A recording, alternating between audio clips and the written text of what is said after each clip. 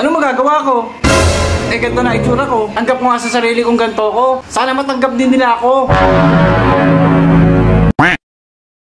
Isang umaga, nakita ko pinapagalitan si Boy Ubo ng ate niya. Kapatid pala ni Mama si Boy Ubo. Tinuturoan ni Mama mag-ayos si Boy Ubo. Nasasaktan kasi si Mama sa mga sinasabi ng tao tungkol kay Boy Ubo. Kasi buti pa ako. Kahit sando at short lang suot ko, kaya kong dalhin mukha na akong sosyal at mayaman. Brief, wala na, hindi na ako nagsusuot nun. Hindi naman kailangan. Bilang tito ko si Boy Ubo, tuturuan ko siya mag-glow up. Kapitong miyembro ng Team Dugyot. Ko lang napapansin na bumuputi daw ako at gumagwapo daw ako. Dahil nga pala to sa sabon na gamit ko. Sana kung sino man yung CEO neto, kunin mo ko endorser. Kasi di ba ako ang magiging katunayan na effective yung sabon nyo. Syempre, ang isang sekreto ko pa na lagi ko sinasabi ay maligo 3 times a day. Yun talaga yung totoong effective. Pagkatapos nga palang maligo, ito na yung forma ko. All black, simple, pero rock. Ako nga din pala ang pumili na susuotin ng tito ko na si Boy Ubo. Ang pinili ko talaga ay all black para simple lang. Medyo nakakalbo na nga lang ang tito ko na si Boy Ubo. Dahil na rin siguro sa stress. Bilang isang pamangkin, gusto ko siya maging masaya. Bumili nga pala ako nito sa sasakyan para makapaggala kami. Para sa kaalaman lang iba, mukha lang siya matanda pero 21 lang ang tito ko. Nagsuot na rin ako ng magandang tsinelas para din niyo ako i-bash. Bumili nga pala kami ng langis ni Padre Pio. Kapag kasi sumasakit ang ulo at nai-stress ang tito ko na si Boy Ubo, nagpapahid siya ng langis. Kahit saan talaga tayo magpumunta, hindi may iwasan ang problema. Dito na nga lang sa kalsada nag-traffic. Kasi nga ay meron tumaob na truck. Naawa nga ako dun sa driver. Pero ang importante ay okay lang sila. Pagkatapos ng isang problema, meron na namang isang problema. Nag-traffic na naman kasi baka sa dinadaanan namin. Kaya sabi ko sa tito ko na si Boy Ubo, huwag na siya mag-isip ng problema. Bituan pa lang siya, baka maubos na buhok niya. Charot! Dahil mahaba yung bahay namin, natulog muna ako saglit. Pagkagising ko, andito na kami sa Ayala Mall. Sa buong buhay ko, first time ko lang pumunta dito. Ipapasyal ko kasi dito si Boy Ubo. Pinukuha ko na siya ng pushcart at sabi ko kunin niya lahat ang gusto niya. Iiyak nga ako sa tito ko na si Boy Ubo kasi nakikita ko na sobrang saya niya. Kaso lang bigla nagkaroon ng problema. Bigla nga pala siyang hinapo. Dahil nga hinapo ang tito ko na si Boy Ubo. Ako na lang nagtulak ng pushcart. Sabi ko nga sumakay na lang siya dito sa pushcart kaso nahihiya siya. Nakakita nga pala ako dito ng pink unicorn na stop toy. 2,000 pesos lang naman niya, sobrang mura. Misa lang naman kaya binili ko na. Sobrang ganda niya kaya kinuha ko na. Naalala ko nga pala si Ichambong ganun, nakita ko tong stop toys na to. Parang kamukha niya kasi kaya kinuha ko na. Syempre dahil ako pinakamabait sa amin lahat. Kaya naman papasalubungan ko sila. Nakakita nga din pala ako dito ng Barbie. Si Boy Skincare lang naman maaalala ko kapag nakakakita ako ng Barbie. 3,700 lang naman siya, mura-mura. Mag-best friend naman kaming dalawa kaya binili ko na. Hinahapo pa rin si Boy Ubo. Kaya habang naglalakad kami, tinatapik-tapik ko yung likod niya. Bawal na nga pala mag-basketball si Boy Machonori. Pero papasalubungan ko pa rin siya ng bola. Silang dalawa na lang ni Boy Susi ang maglaro. Sa Team Dugyot kasi silang dalawa lang naman ang tunay na lalaki. Sa buong buhay ko, first time ko lang din nakakita ng free taste. Akala ko sa TV lang nangyayari yung mga free taste. Totoo pala siya sa totoong buhay. So, sobrang sarap niya, kumuha pa ako ng isang piraso. Iba-iba kasi ang flavor niya. Pero syempre dahil mabait ako, ayaw ko manglamang ng kapwa. Pagkatapos ko mag-free taste, nagustuhan ko yung chocolate flavor. Kaya naman bumili ako ng isang box. Nakalimutan ko kung magkano, basta mura lang siya. Kahit nakasando at short lang ako, mukha pa rin ako yayamanin. Louis Vuitton kasi yung bag ko. Pumili na nga pala ako sa counter para magbayad. 15,000 lang naman yung nagastos ko, sobrang mura. Pagkatapos ko mamili, dinala ko si Boy Ubo dito sa New Valley. Gusto ko kasi ma-refresh ang isip niya at wag na mag-isip-isip. Dahil mahilig siya sa mga isda, dinala ko siya dito sa mga matatabang goldfish. Nakain nga din namin sila, sobrang cute nila. Parang bata pa talaga si Boy Ubo kasi ginagaya niya kung paano kumain ng goldfish. Nakakita nga din pala kami dito ng bangka. Sa buong buhay namin, hindi pa kami nakakasakay ng bangka. Pero ngayon nararanasan na namin. Dati kasi gumagawa lang kami ng bangkang papel kapag umuulan. Pero ngayon nakasakay na kami. Habang umaandar, nakakita nga kami dito ng ipoy-ipo. Pakiramdam ko na sa ibang bansa ako. Sobrang galing nga, kinakabahan ako. Akala ko hindi kami kasya sa ilalim ng tulay. Buti na nagkasya yung bangka namin kasi sobrang kinakabahan talaga ako. Nakakita nga din pala ako ng ibon dito, nanguhuli ng isda. Pangiti-ngiti lang ako pero kinakabahan na ako ng todo. Sobrang bilis na kasi ng bangka para kami naka-jet ski.